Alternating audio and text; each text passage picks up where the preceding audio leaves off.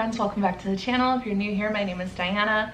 Today I really wanted to put together a video for you that's a little bit different than what I've been doing with the vlogs, but I felt like it would be really helpful and maybe even informational for other mothers who might have a child with type 1 diabetes, whether they've been recently diagnosed or have kind of been living with it for a while. I think that if you've been following the channel for a while, you have already seen that we do go to diabetes appointments pretty regularly. I would say at least every 3 months. And I've shared somewhat of that journey going into it, but I really wanted to be able to share the story of like when he first got diagnosed, what his signs and symptoms were, and overall my story as a mom, because that was a very, very challenging time in our life because we had never dealt with anything like that.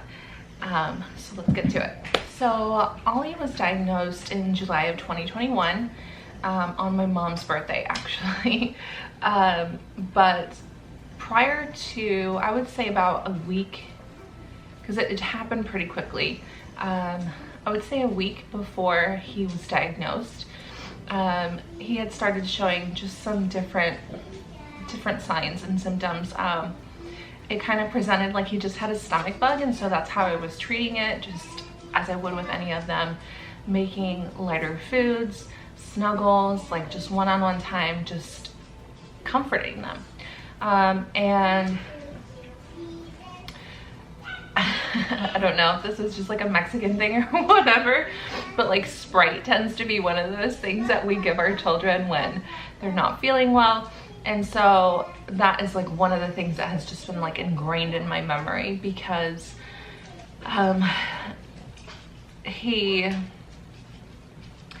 we had gone to like the gas station to grab some things. I think we didn't have any drinks for dinner. And at this point, before I get to the Sprite story, I guess I should also share that as we were giving him like warm baths and like really just trying to connect with him, asking him what he needed, what would make him feel better, we started noticing that he was getting really skinny. And it was like, the best that I can describe it is he looked like Bella in Twilight when she is pregnant and is like losing all of her life force. That's exactly how I would describe how my son looked, is that like he just looked like he had his life force being sucked out of him. He looked extremely skinny, and those were in like the last days that we really noticed it was like a dramatic change in his weight. And we were saying to ourselves, like, that's just doesn't really seem like just like a stomach bug to me. So the signs that we were really dealing with were that he was losing a lot of weight. He was pale. He started bedwetting in that week, which was very abnormal for him. My children, like once they potty trained, they have gotten very good about like communicating and waking me up in the middle of the night if necessary to just say like, hey, I need to go potty, and wake up and take them. And he was just wetting himself. And he still co-sleeps as well. So that was kind of why we were noticing those things very, very blatantly, which was very frustrating for us. Like, I think any parent will tell you that, for starters, if you have a big kid, 2 kids still sleeping in your bed, like to be woken up in the middle of the night with like pee in the bed repeatedly is just like, oh my gosh, like, can you please just use the bathroom before bed? And that's kind of what that was feeling like.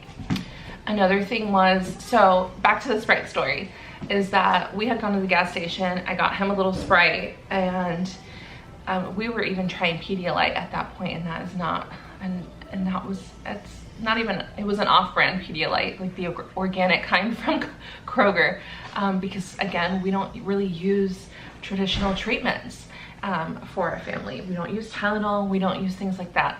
And so like I was kind of pulling on like my last resorts to get him to like re-energize him.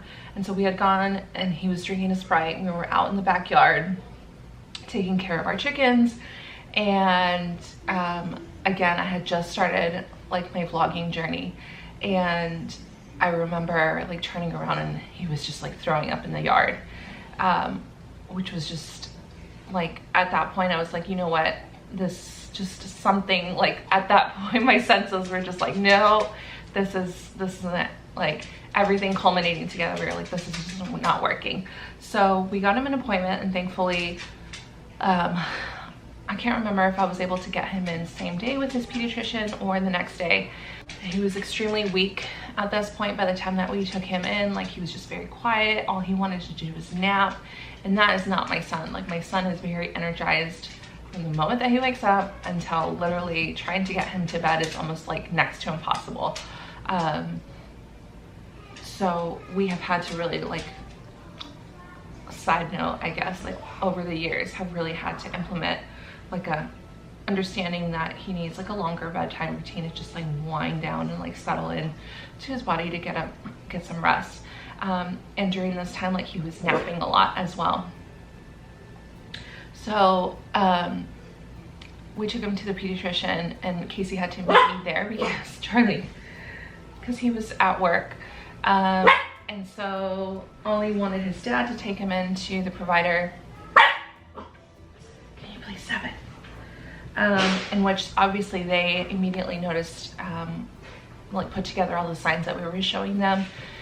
And then Casey had to take a work call. So we had to kind of like swap positions. So I was outside waiting with the girls in the van because obviously we couldn't all go in at the same time. So we swapped, and when I went in, they came back and told us that they had just checked his glucose and that they were extremely high, and I had to take him immediately to to the Children's Vanderbilt in Nashville. And so basically what we did from there was we just checked out with our pediatrician, and then I had to come home, bring everybody home, and quickly pack a bag with all of the things that I thought he would need, things that would make him comfortable, get myself comfortable and ready to go, because you know how the ER is really cold. And so I was trying to think back, like during this time, I was like, why was I wearing sweats in July? And I'm like, oh, that totally makes sense now. It's because it's so cold in the ER, and I'm glad that I did, because I set myself up to be as like comfortable for myself. And so one of the things that I want to share as a mother during that time was that I was really proud of myself for, and I'm starting to get emotional already. I'm really proud of myself for setting myself up as best as I could, because I knew already enough at that point to know that I needed to be really grounded and very centered and present for my son. And I knew myself well enough to know the things about me that would make me uncomfortable or that would just kind of put me off a little bit. So I prepared myself as best as I could as well during that time in order to better help him. Packed all of the things that I knew that he would like that would just keep him feeling a little bit more secure, because we'd never had an experience like this. Like he'd never had an experience with needles. He had never had any of that. So I knew that this was going to be an environment that was really scary to him, on top of the fact that he was not feeling well. So when we arrived at Vanderbilt and we checked in, we were in the ER waiting for not very long at all before they called us back and officially, ran his tests. And I think the hardest part of that for me, and I think even for him, was that we had all these people, like nurses, like coming in to do stuff. We had, I think, like 3 nurses there to help hook him up with an IV, drawing blood, things like that, which he had never had any kind of experience, and it was scary to him. And I remember part of what made that so traumatizing, I think, for me, let alone for my son, who was actually like living through it and having his body held down and poked at. Even just like on the drive to Nashville, I remember constantly having to look back at him to just make sure, because I didn't know how serious it was going to be. I didn't know if I was like going to lose my son because of this, like if And of course, dealing with a lot of guilt that I hadn't taken care of it sooner because I didn't recognize any of these signs. And just making sure that he was okay, because he was so weak and he was so tired that he would like was barely even staying awake at that point. Which now I've learned that that's pretty normal part of the process, is like the body is trying to heal itself. It's trying to take care of it as best as it can, and it just didn't have enough life force to like be awake and like engaged. But during that part, like he was really resisting trying to get an IV, and they really needed to get fluids into him because he was throwing everything up at that point. So he couldn't hold anything down, and obviously to get like insulin into him as well at that point. And I remember just like having to make eye contact with him as I'm holding down his legs, and then they had another 2 nurses there to like hold his arms down so they could safely get his IV in. And I'm looking at him, I'm like, you're safe, I'm not gonna let them hurt you, we're taking care of you, we're getting medicine into you right now. And that, and to hear him like screaming and to like really resisting was so hard. And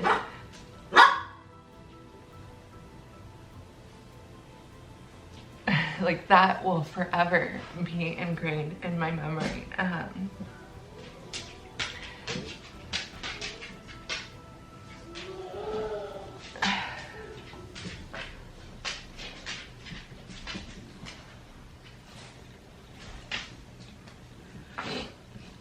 So once we finally got through that first stage of like getting all his IVs and everything, and like you could see that there was like this like peace about him. He started to very, very slowly like perk up. He pretty much slept with me the whole time. Like he just wanted me near him. And so I was like in the hospital bed with him as he was just resting through the night.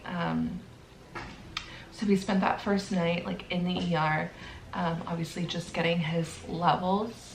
They were just focusing on bringing his glucose down. So he was, I think, over 600 at that point when we first took him in, which, to give some perspective, a normal range for him now is between 70 to 120. And so for him to be like over 600 was just crazy. And one of the things with diabetes too is that it really affects your mood. You feel headache, you just don't feel well, very on edge, just upset. And that is something that we start to look for now whenever he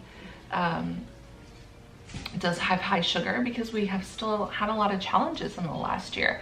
I was really thinking that as soon as we started giving him insulin that like it would get better right away. And the thing is that something that we've learned over the last year is that the body reacts differently to all different kinds of foods.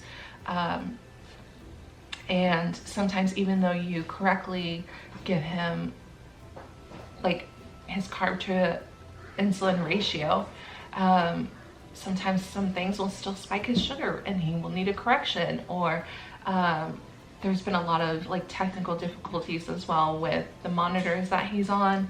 And so it's been a bit of a journey, but at the very beginning, we started out with a freestyle monitor, which is like the little finger pricks. So again, he'd never had any experience with needles. So to go from never doing that to like constantly being poked, and my boy is like, he's a sensitive boy.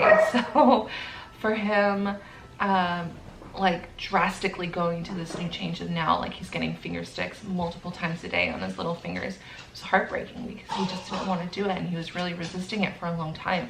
So we really had to talk to him about like why we're doing this and what this means for you and how you're gonna feel and why we need to be doing this, like why I needed him on board basically. And so we started out with the finger stick, which meant that I was checking his sugar prior to every snack and every meal, and then having to give him another injection of insulin. So multiple exposures to needles throughout the day, and that was really challenging for him. It was heartbreaking to see. It was heartbreaking to have to kind of go back and forth with him. knowing that it was for his health, like, and for his better interests, and to also mean that that was going to cause some pain and discomfort for him. So at the beginning, we were doing all those finger sticks, all of that, and kind of like what they sent us home with was really just like that immediate, gosh, sorry guys, I have a little piece of fuzz on my face. They sent us home with just like that immediate care, like basically that first baby step of like, what can we do to just bring his sugar levels down into like to just immediately treat it. And then obviously, like, this is how much insulin you're gonna give to this many carbs. And actually, no. We didn't even get a carb to insulin ratio to begin with. It was just if you finger stick him, and this is what his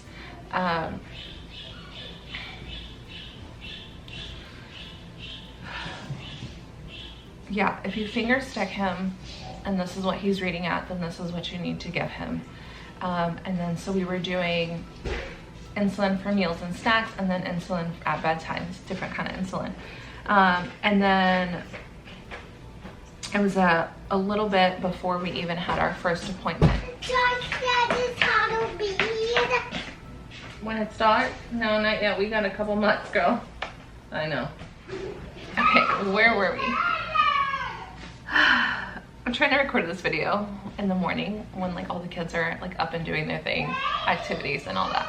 Anyways, it was a little bit before we even got into our first appointment, in which they finally told us like how to treat his food. So when he was first diagnosed and we came home, I was thinking that I had to start buying all the foods like for keto. And it was such a relief when we finally had our first appointment with our nutritionist that she was like, no, do not do keto. It's so unhealthy. It's not necessary. He needs all of this to grow. And that was such a relief for me personally, because the keto stuff has so much, just, we could go off on a whole nother thing for that. But it was such a relief to hear her say that we still can follow like a whole diet, and we really just have to mind like his carb to insulin ratio. Like, that's all we're looking for. I think one of the mistakes that I made in the beginning was that I became more lenient with like the pantry foods, because we were really looking for snacks that he could eat that was in the like right around that like 15 grams of carbs. And it's interesting to me now looking at it that the packets and the information that they give you is all from General Mills, like showing you branded things that you can feed your child, and like the exact carbs and sugars and all of that. And that was okay, but you need insulin, okay? Case in point. And we, in an effort to try to make him as comfortable as possible, in an effort to help him feel like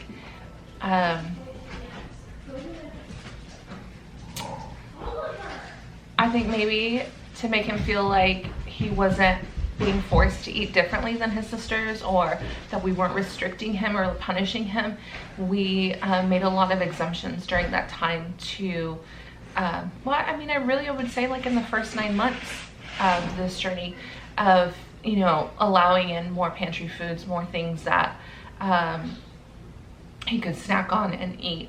And that is something that, as I've gained this experience now, that we've started to pull back on and that we have communicated with him. So like now that we're out of this like finger sticking time, that things feel less invasive and maybe a little bit more normal with his condition, we've been able to have more discussions now where I'm like, okay, we obviously are not really in the position to switch to like a whole fruit diet.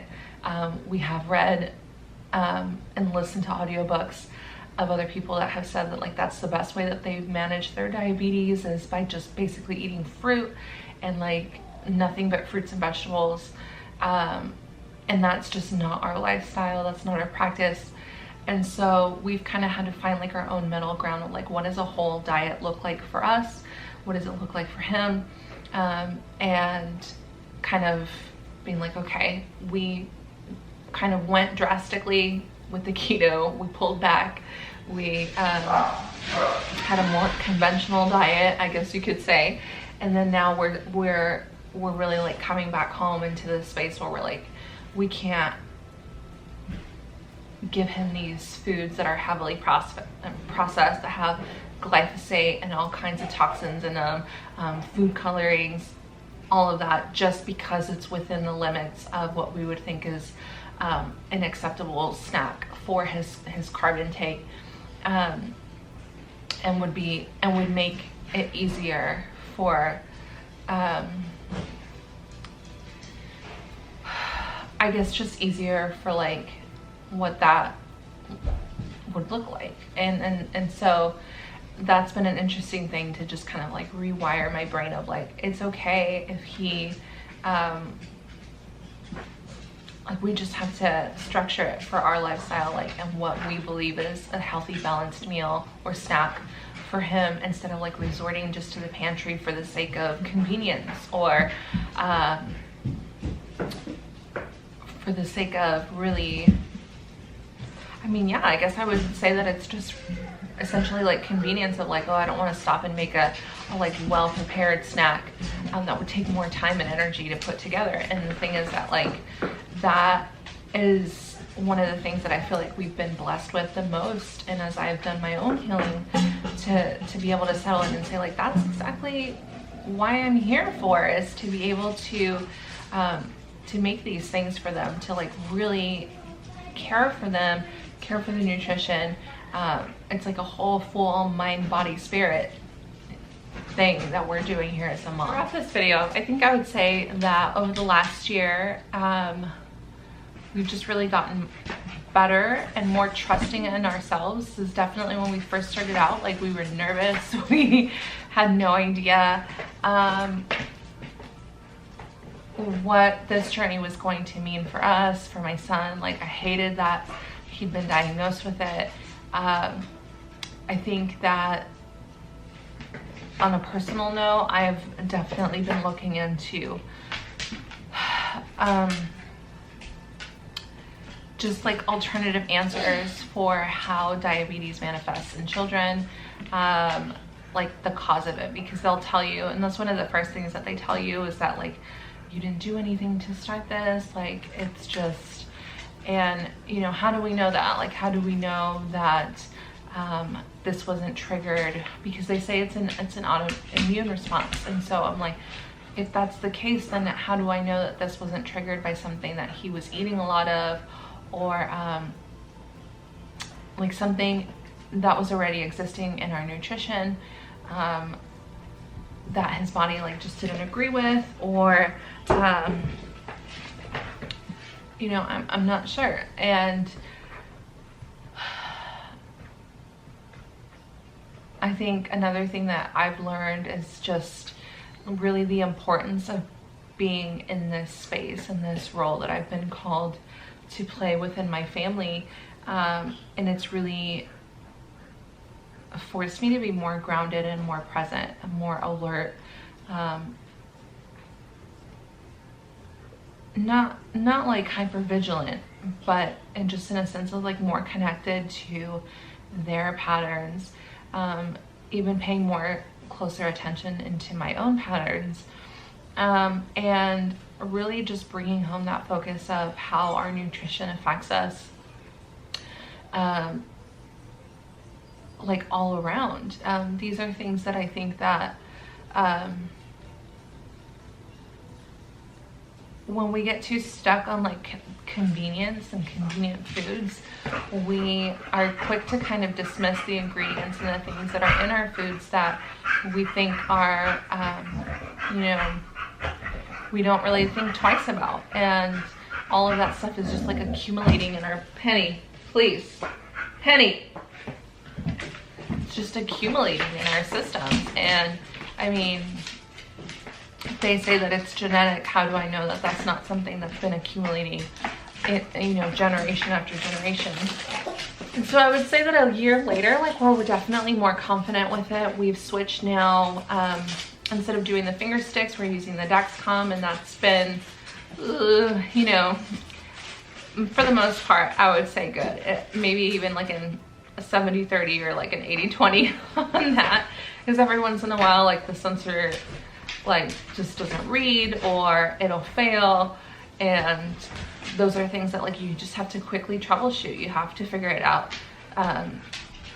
And I will say that on days when like monitors are acting up, it can be more challenging because you do have to be very aware. Like you do have to be watching for any of those like high sugar symptoms.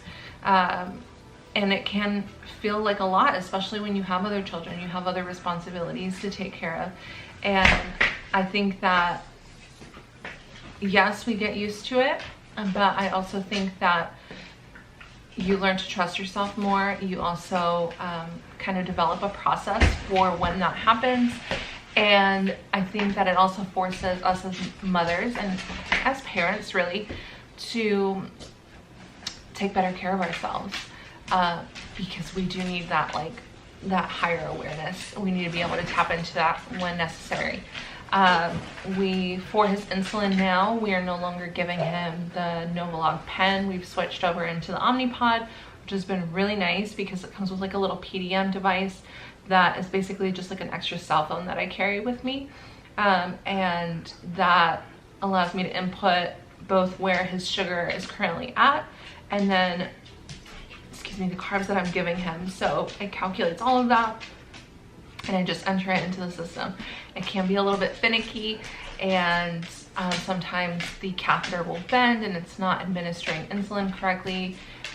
We had an incident, not really an incident, but like an ongoing thing.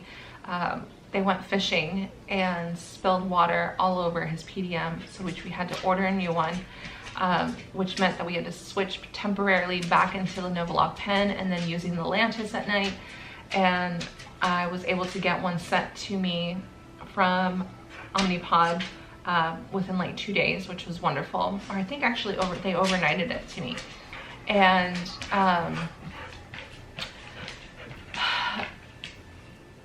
the problem there was that like one of the numbers that I had inputted for his basal, which is the like ongoing insulin that he gets, I was off by a 0, which meant that he was getting literally 1% or 10% of the insulin that he needed at a steady rate to compensate for not having the Lantus.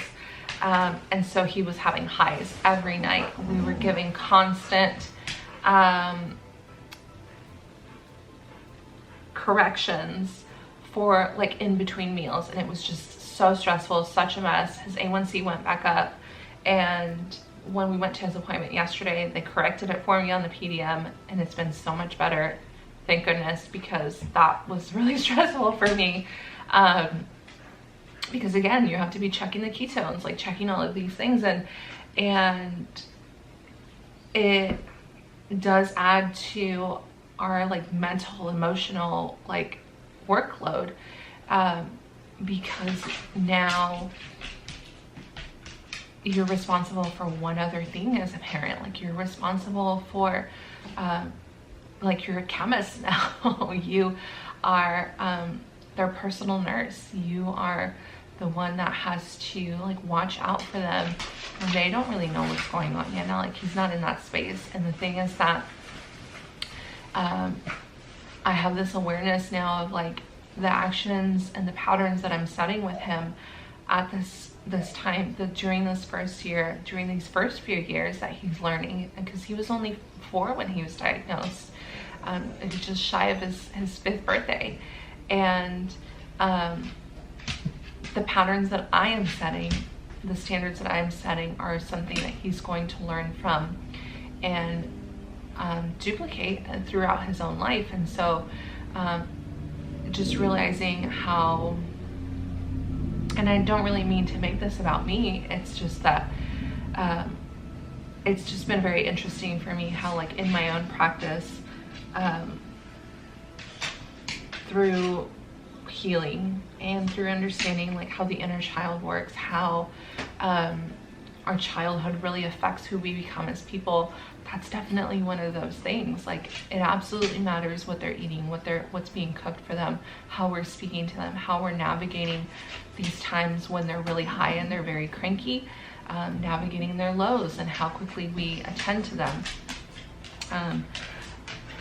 Trying to minimize the amount of anxiety that I bring into the situation, even though a lot of these things, particularly when he's really high, can be very stressful. And I think really I just wanted to create this video in case there's other mothers out there who are, you know, have children that were recently diagnosed, that like, yeah, absolutely, it's a lot, and you have to take care of yourself. You have to find a way to manage your stress levels, to be able to cry when you need to, whether that's in front of them, with them, on your own, because it is a lot, but it is not always a lot.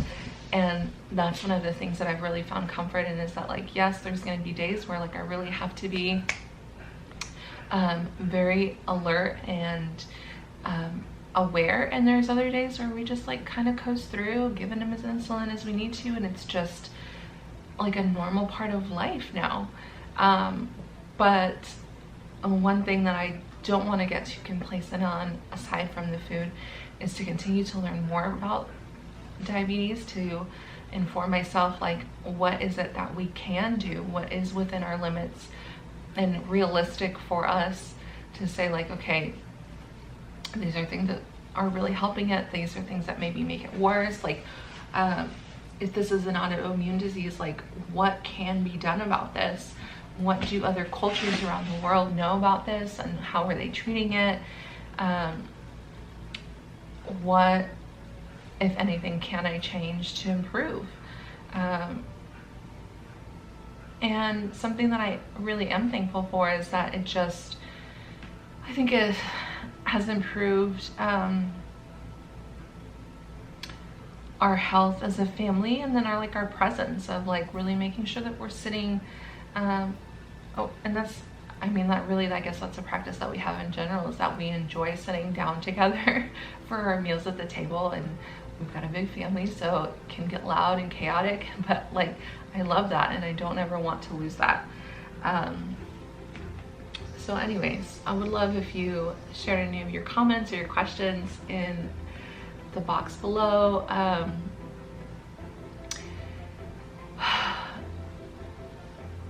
Yeah, I thought I would be more emotional sharing this story, because it was definitely a bit of a whirlwind for us. Like, there are days when I still feel very overwhelmed by this, days when I wish that I could just, like, take this away from him, but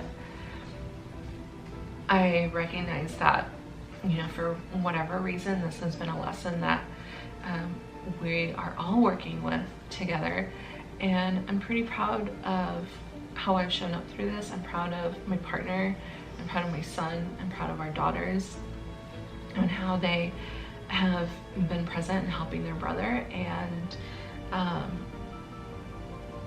it's a part of our life now.